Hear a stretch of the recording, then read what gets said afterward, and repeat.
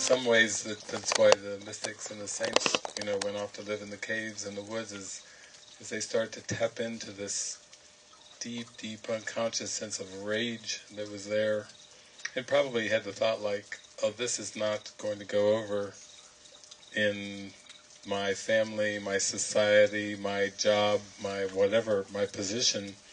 And so I think that was part of going off, and I think, it was very helpful for me. I mean, I actually felt like going off and living in the woods for a while, which I did, which a lot of rage came up there.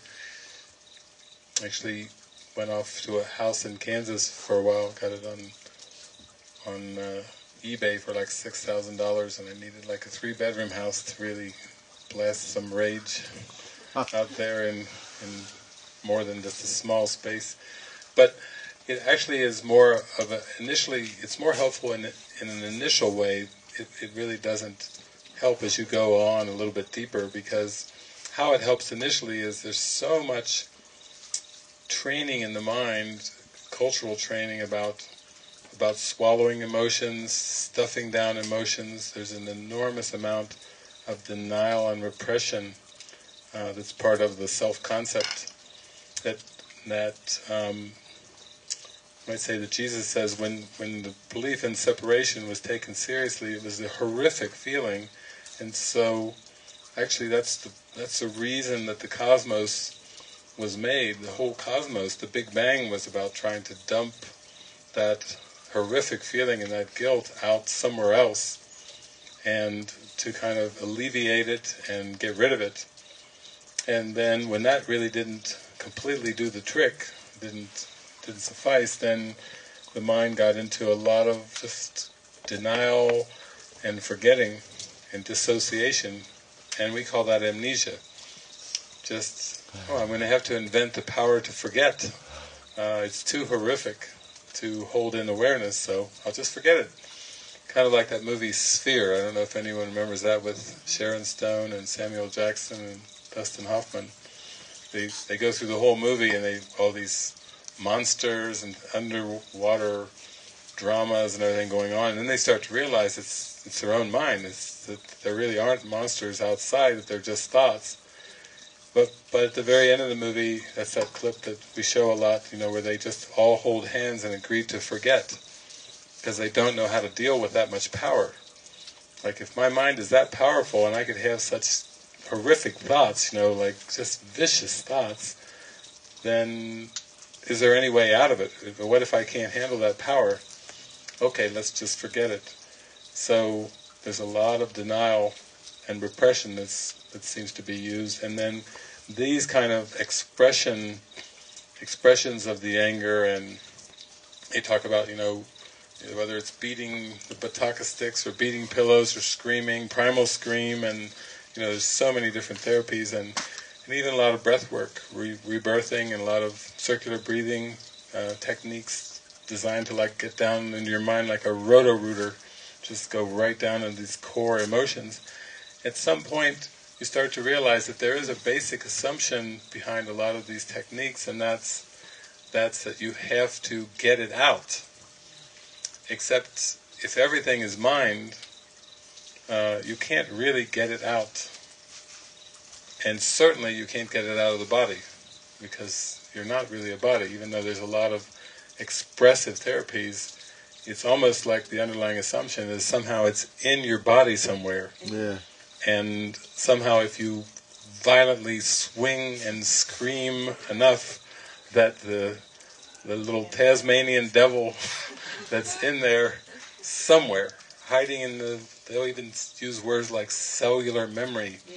Yeah. Like the evil is in your cellular memory. Yeah. And if you just breathe enough or scream enough or whatever, that somehow it will come out. And you can't get it out, because there is no out there to get it out to. And that's what metaphysics and authentic healing does. It starts to take you to say, like Francis was saying, it's thoughts. It's just, these are like thoughts. These are not external causes.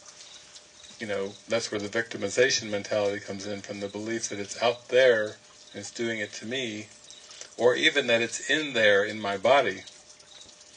In fact, Jesus has about 9 chapters in the Course in Miracles devoted to special relationships, and at one point he's describing it very graphically as if there's this great gift, this great precious gift that you deserve, and your brother has it, and your brother is keeping it from you, this precious gift that you need to be happy and peaceful. And not only that, but your brother has it and is keeping it from you and has hid it in his body. He's hid it away in his body. And of course, we all know, Jessica was talking about relationships. When you get into the relationship, the words can come out. Can you just give me whatever? Give me my space, give me some lovin', give me, can you just give it to me? And it's like there's this underlying, deeply buried, unconscious belief that somehow your brother has something that you don't have and is withholding it from you. And there can be a lot of rage that comes like that, almost like, just give it to me, as if like you stole it. I'll give it back, like children are playing, and one sibling steals something and it's like, give it back. Mom, make him give it back. And that's like this thing that gets acted out in all these relationships. And then more than relationships, it can be acted out with the environment. Like, I just haven't found my peaceful spot in the world yet. I know it's out there somewhere, if I can just find it, So I think you start to realize that really no amount of screaming is going to bring the solution. And yet there's this sense that you certainly don't want to hide and protect anything. You don't want to play hide and seek with yourself, with your own mind.